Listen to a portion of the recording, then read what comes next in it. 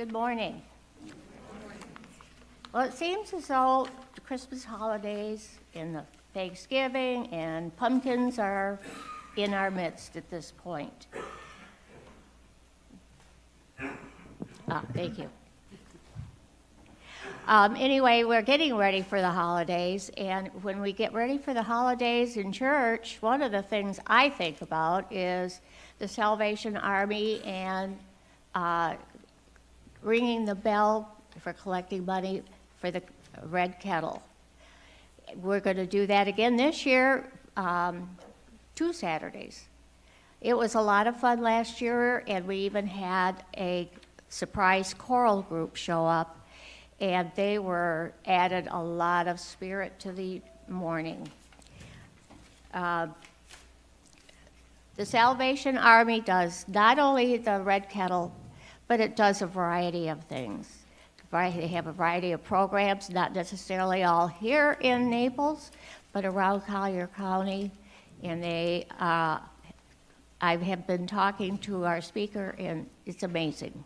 So I would like to introduce Patrice Gebauer. She will give you more in-depth things in programs that they are involved in. Patrice?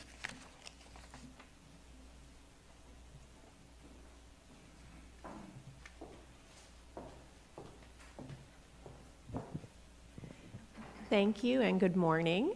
Thank you for having me today. Thank you for that wonderful introduction.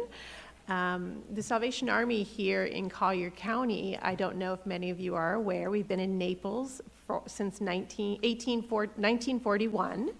And the programs that we do there spread far and wide throughout Collier County. We provide services from Everglades City all the way through Naples and out to Immokalee and beyond. The area of Collier is huge for us to provide our services. So the Salvation Army, if you don't know, at its core is a church. We worship every Sunday morning at 10:30. And from there, from the roots of our church, grow the programs that we provide for the county.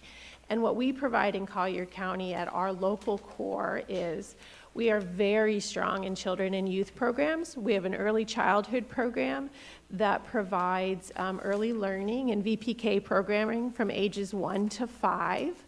We have about 70 children enrolled in that program. A majority of them are on scholarship. From there, we have our youth programming. We have a wonderful Francone Youth Center, which has an after-school program and a summer day camp. We have about 100 children that come to us every afternoon at 3 o'clock.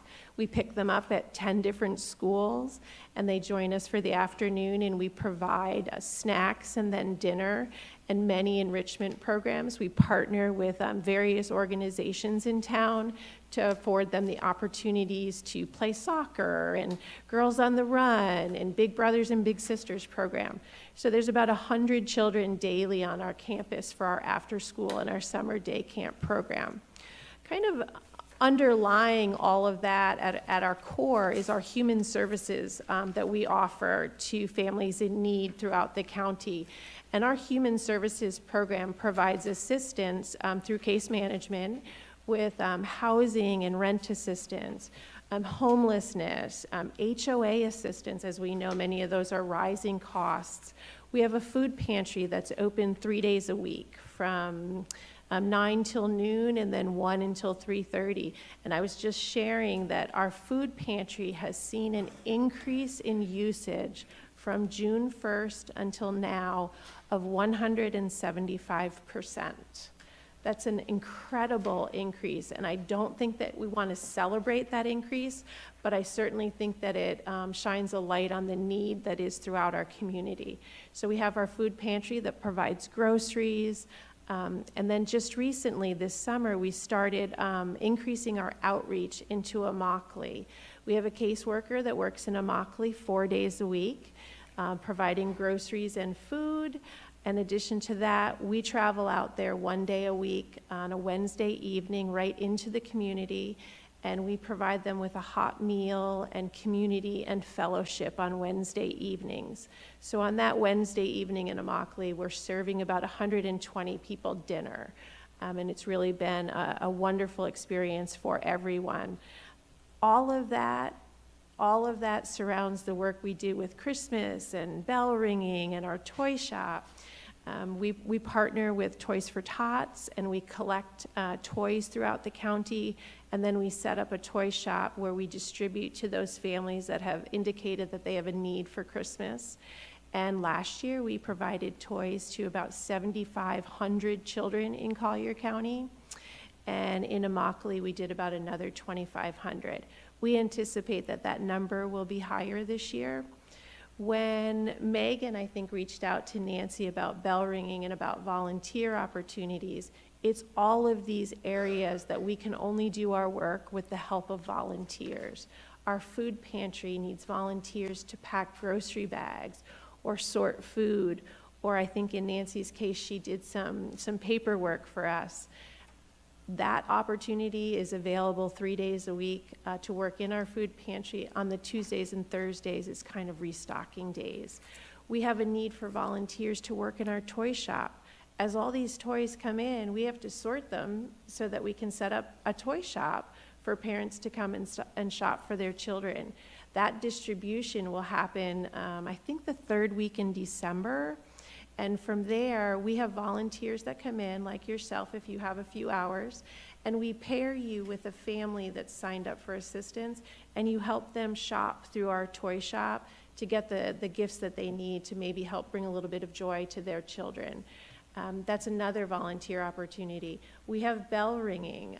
My heart was full to hear that you were adopting 2 Saturdays this year.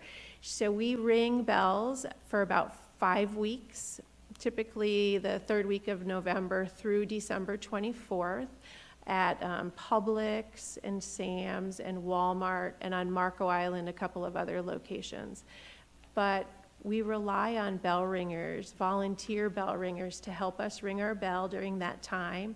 It helps us tell our story and share the work that we do, but it also brings in the vital funding that we need in order to be able to sustain the programs that we do have and to offer the services that we do have throughout the community. So bell ringing is such an important role that we need people to help us fill. We ask for 1 or 2 hour shifts. So for those of you that volunteered already, we thank you. For those of you that are looking for some more bell ringing opportunities, you can certainly find that. We have some literature out front, and you can reach out to Megan. Megan would be happy to help you get signed up for a shift. So we appreciate any help that you can give us. We appreciate your time and your talent. And of course, we appreciate your treasure. So thank you very much. I'll be in the back at the end of service. I can answer any of your questions about the Salvation Army, and I can talk with you about more opportunities if you'd like to find ways to get involved. So thank you very much.